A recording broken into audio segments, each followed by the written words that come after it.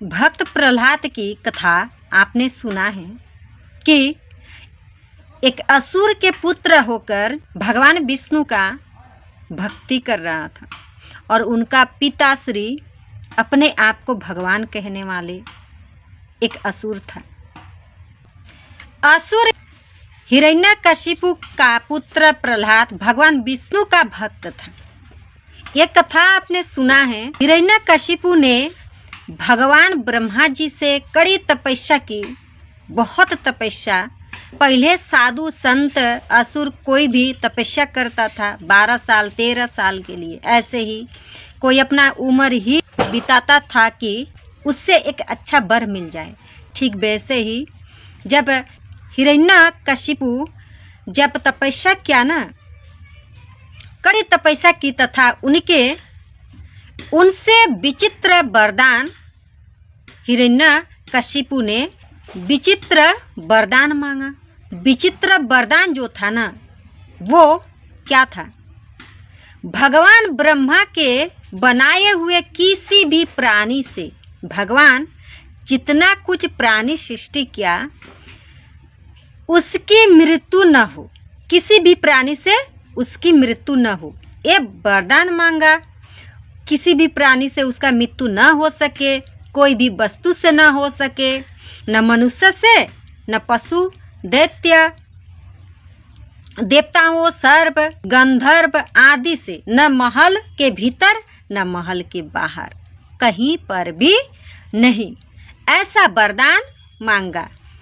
तो बाहर तो छोड़िए, ना ही पृथ्वी पर न आकाश में, ऐसा वरदान, न दिन में न रात्रि में, 12 महीने से में जो किसी भी महीने में ऐसा वरदान दिखे। कितना चालाक, कितना चतुर हिरण्य था, इतना चतुर, इतना चालाक, उसका मृत्यु किसी से ना हो, ऐसा वरदान मांग रहा है ब्रह्मा जी से। और मांग भी लिया तो वरदान ब्रह्मा जी दे भी दिया। किसी भी महीने में न अस्त्र न शस्त्र से, अस्त्र से भी जो हिरण्यकशिपु था ना, न अस्त्र से मारा जा सकता है, न शास्त्र से, कुछ भी से ना ही इंसान मार सकता है, ना पेड़ पौधा, ना ही जीव जंतु, कोई भी नहीं मार सकता है, ना ही दिन में न रात्रि में। परंतु विष्णु भगवान से कोई बचने वाला नहीं, आप जानते हैं ना। तो ठीक ऐसे ही हुआ। तो वरदान, ये स्वयं की वरदान तो मांग लिया। उसके बाद जो हिरण्यकशिपु था ना, हिरण्य असुर, जो प्रहलाद जी के पिताश्री थे, असुर थे, वो बहुत बड़ा, तो सबसे अपने आप को सर्वशक्तिमान तथा भगवान मानता था। अपने आप को वो अपने आप को सर्वशक्तिमान मानता था और स्वयं को भगवान कहलाता था। लोगों को कहता था कि तुम भगवान मुझे मानो, विष्णु को नहीं, किसी को नहीं, मैं भगवान हूँ। परंतु देखिए, भगवान कोई नहीं हो सकता है, चाहे आप कितना भी शक्तियाँ प्राप्त कर ले, वरदान ले ले, परंतु भगवान नहीं हो सकते हैं। हाँ, वरदान मिला उन्हें, परंतु वरदान ऐसा मिला, कोई भी इस पृथ्वी में उनसे युद्ध भी नहीं कर सकता, उन्हें हरा भी नहीं सकता। अमर रहने के लिए वरदान मांगा तो उन्हें मिल गया, ब्रह्मा जी दिया भी उन्हें। तो उसके बाद जब वो अपने आप को भगवान कहने लगा, लेकिन उनका स्वयं का ही पुत्र प्रहलाद जो था ना, प्रहलाद हमेशा विष्णु भक्ति में लीन रहता था। प्रहलाद जो था उसका अपना पुत्र, परंतु वो हमेशा भगवान विष्णु का भक्ति में लीन रहता था। हमेशा ही भगवान का नाम जाप करता था, हमेशा ही भगवान, चाहे उसे कोई मारे पीटे। प्रहलाद को जलाने के लिए बहुत कुछ किया गया, होलिका है ना, वो भी, परंतु वो नहीं जला, वो हमेशा ही भगवान का नाम जाप करते रहा। तो कहते हैं ना, भगवान हमेशा ही साथ रहते हैं। मैया, ये बात ध्यान रखना कि भगवान के साथ रिश्ता है ना, डिटर्जेंट पाउडर थोड़ी ना है कि पहले इस्तेमाल करो फिर विश्वास करो। भगवान का जो भगवान के साथ रिश्ता होता है ना, जीवन के साथ भी और मरने के बाद भी, तो भगवान का रिश्ता ऐसा होता है। जीवन जीते जी आपका तो उनके साथ रिश्ता है और मरने के बाद भी उनके साथ रिश्ता है। जो भगवान को अपना लेता है, जो भगवान को अपने परिवार मान लेता है ना, उनका कोई कुछ नहीं कर सकता। ये बात सच है। तो ऐसे ही प्रहलाद अपना विष्णु भगवान का बहुत मानता था, इतना बड़ा भक्त था, भक्ति में लीन रहता था हमेशा ही। चाहे कुछ भी हो जाए, लोग उसे मारे काटे पीटे, उनका पिताश्री कितना कुछ किया, परंतु उन्हें फर्क ही नहीं पड़ा कि मुझे कोई मार रहा है पिट रहा है। वो अपना भक्ति में लीन हमेशा ही ओम नमः भगवते वासुदेवाय या विष्णु भगवान का नाम जप करते ही रहा, जिससे वो अत्यंत क्रोधित हुआ।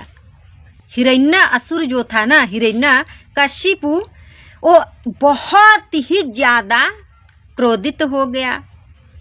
उसने प्रहलाद को मारने के कई असफल प्रयत्न किया। प्रहलाद को मारने के लिए, अपने पुत्रों को मारने के लिए वो भक्ति कर रहा है, उसके वजह से मारने के लिए बहुत असफल प्रयत्न किए। एक बार हिरण्य कशिपु क्रोधित में, अत्यंत क्रोधित में भर कर उसने प्रहलाद से पूछा, कहाँ है तेरा विष्णु?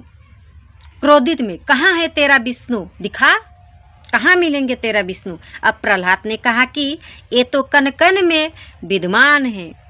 उसने अपने भवन का एक स्तंभ दिखा है। स्तंभ होता है ना, जैसे हम अगर लकड़ी का घर बनाते हैं तो स्तंभ होता है ना, जो हम, आप क्या कहते हैं पता नहीं, परंतु मैं तो स्तंभ कहती हूँ। वो खड़ा नहीं होता है, बीच बीच में हम घर, उसके ऊपर छत होता है, वो खड़ा करते हैं, लगाते हैं, तो स्तंभ था। तो वो स्तंभ क्या किया उसने, क्रोधित में आकर, भयंकर क्रोधित में आकर भवन का एक स्तंभ दिखा के पूछा, क्या इसमें भी है तेरा विष्णु? तो प्रहलाद ने कहा हाँ। जैसे ही उनका पिताश्री पूछे हिरण्य कपिशु प्रहलाद को कि इस स्तंभ में तेरी भगवान है, तो स्वयं प्रहलाद ने कहा हाँ। ऐसा सुनते ही हिरण्य कपिशु ने क्रोध में उस स्तंभ को तोड़ डाला, क्रोधित में तोड़ डाला। जैसे ही तोड़ डाला, उसमें से भगवान विष्णु ने नरसिंह रूप में प्रकट होकर भवन की चौखट पर ले जाकर संध्या के समय अपने गोद में रखकर नाखूनों की सहायता से उसका वध कर दिया।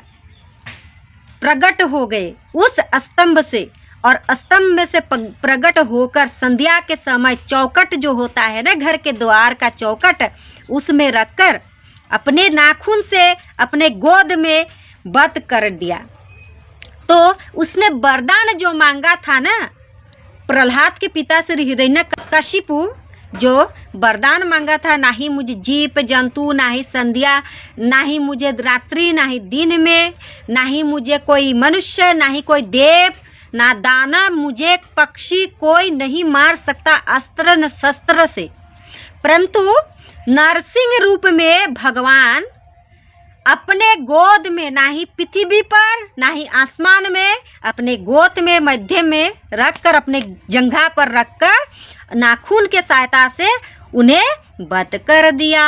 और नरसिंह रूप जो था ना, आधा मनुष्य का रूप और आधा नरसिंह रूप, जो सिंह हम कहते हैं उनका रूप, और धर के उस रूप में रूप धारण करके हिरण्य कशिपु का वध कर दिया। किसने?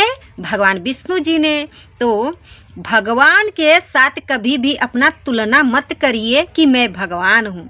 भगवान भगवान ही होते हैं, मनुष्य मनुष्य होता है, दानव दानव होता है, मानव मानव होता है, और जो भक्ति करता है वो भक्ति का ही